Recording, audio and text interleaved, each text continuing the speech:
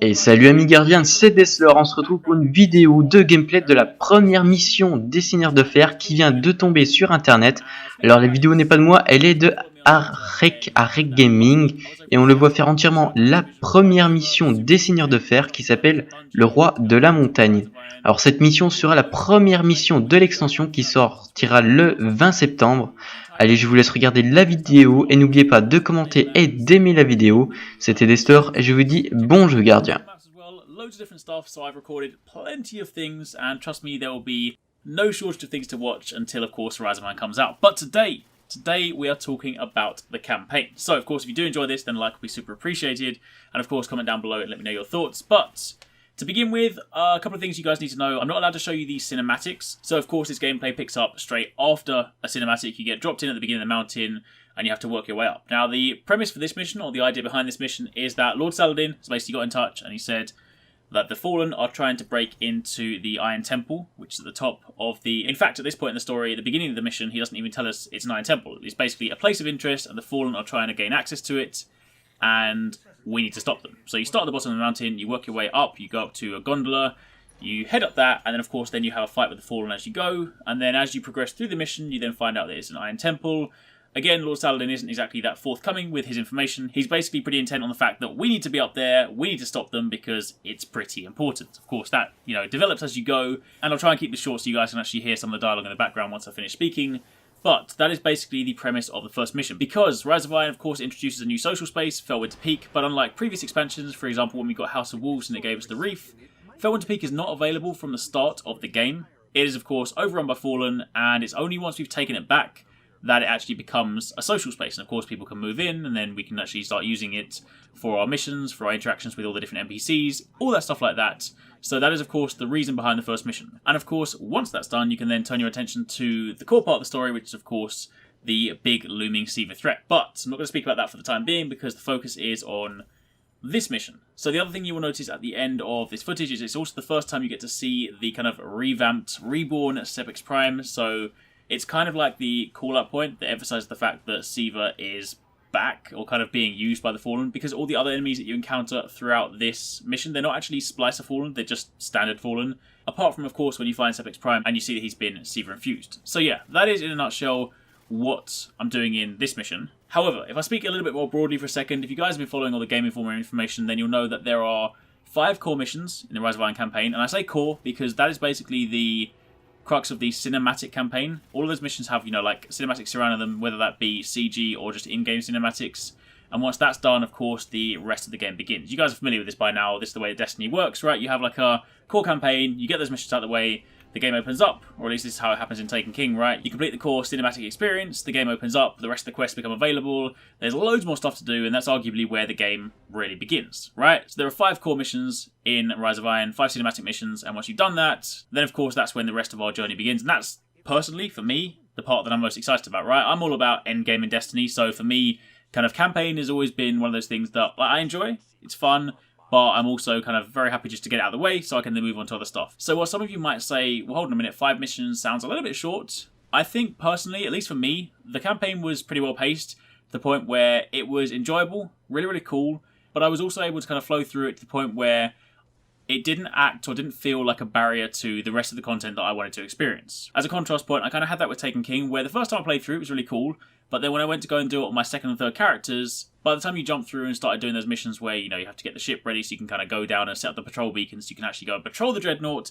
all that stuff, it got a little bit tiresome doing it second and third time, but I feel like the Rise of Iron campaign, I would probably happily just do it 3 times back to back, so I personally really enjoyed it. I suppose my only gripe would be that I really wish the cinematics were longer, because the Iron Lords seem like really cool characters. I mean, of course, Lord Saladin is the one you have most interaction with because he is basically your main story point, right? Much like Eris Morn for some of the previous ones, or Cade 6, Lord Saladin is your guy, your go-to dude and whatnot. So you see a fair bit of him, but everyone else, of course, in the cinematics, they are really, really cool. And obviously, as mentioned, I can't show them in this video, but when you guys get to see them on day one, you will definitely see what I mean. Like, I would watch a movie on the Iron Lords alone, because the stuff they've been through and the stuff they do, it's just super cool. But anyway, that aside, I really enjoyed the campaign. I really enjoyed what I played. I had a lot of fun with it. It's definitely my favourite campaign in Destiny to date. I've been playing Destiny since the alpha, so I've been through Vanilla Destiny, Dark Below, House of Wolves, Taken King, and now Rise of Iron, and this is definitely, for me personally, my favourite campaign to date. So I think you guys will definitely enjoy it. It's a really cool setting. I really like the first mission because I'm a huge fan of snowy environments, so, you know, like doing this combat taking place in like a big icy mountain, and of course the fact that's where your social space is as well means it's definitely like an area, a setting that I'm a big fan of, but also the actual kind of the flow of the mission, the pacing and whatnot, I really enjoyed, and while I can't talk specifically about it, definitely look forward to that final mission. So yeah, that is pretty much it. I want to try and wrap it up there so you guys have got some time just to watch a little bit more gameplay without me talking over the top, and you can hear a little bit more of the dialogue. So for the time being, that's it from me. Hopefully you guys enjoyed the video. Do stay tuned to the channel, because the other thing I will be uploading soon is the reprised Sepix Prime Strike. I'll probably upload it tomorrow, actually, but either way, that's going to be coming, because I got a chance to play through that as well as the Wretched Eye Strike, but you guys have seen that already from my time at Gamescom, so yeah, Sepix Prime Strike will be coming, and of course, throughout the rest of this week, we'll be hitting loads of other things like Archon's Forge, Forward to Peak, Plaguelands, etc. So it's safe to say there is plenty for you guys to watch from now until the launch of Destiny Rise of Iron, so if you're hyped, stay tuned. But until then, thanks for watching, take it easy, catch you next time, peace out.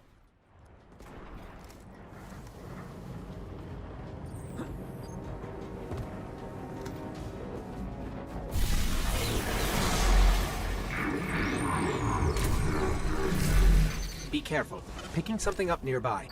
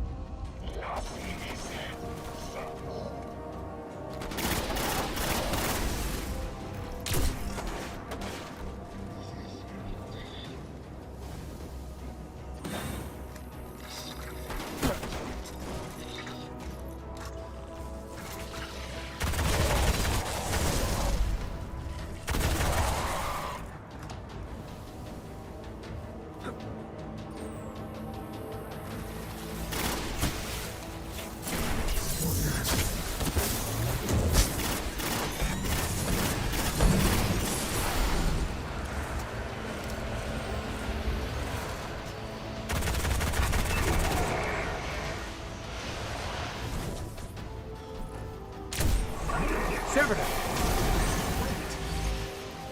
Sepix Prime? It's supposed to be dead. And there's something odd in the energy signature. It's not fallen, but it's regenerating. Did you say it's regenerating? Kill Sepix Guardian. Kill it now!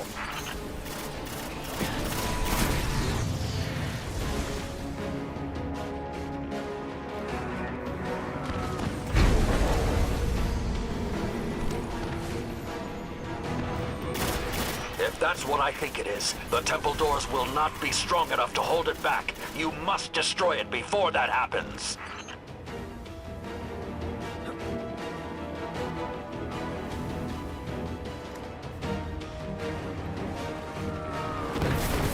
Do not let Sepix enter that temple.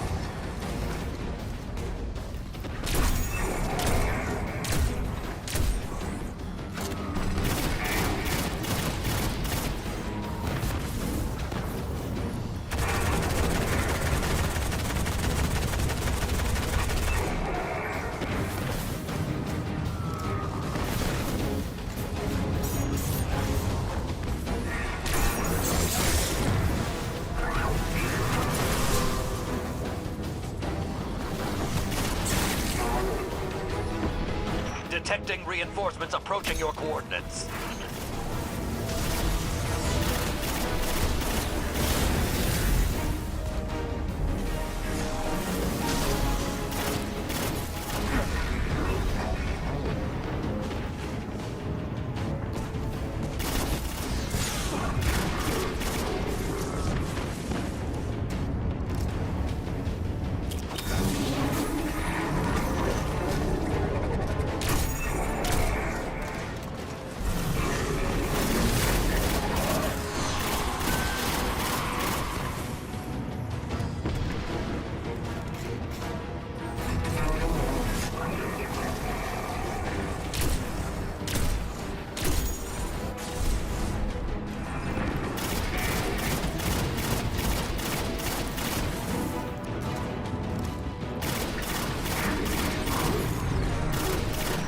must hold the mountain, Guardian.